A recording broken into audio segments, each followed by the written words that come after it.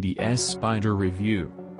Mclaren has switched the fixed roof for a retractable roof that can be raised and lowered at speeds of up to 25 miles per hour. It's that simple.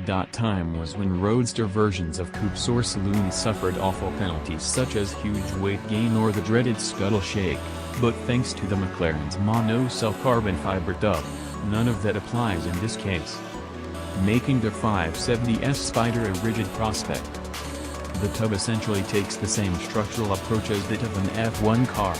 It doesn't need a roof to stiffen the structure like a steel or aluminium car, and the neat, foldaway lid is there simply to keep the rain off and the wind out.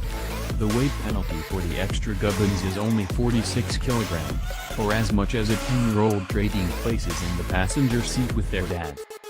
The top speed of 204 miles per hour and the 0 to 62 miles per hour time of 3.2 seconds remain unchanged from the 570S coupe, although the maximum speed is reduced to a mere 195 miles per hour with a roof down.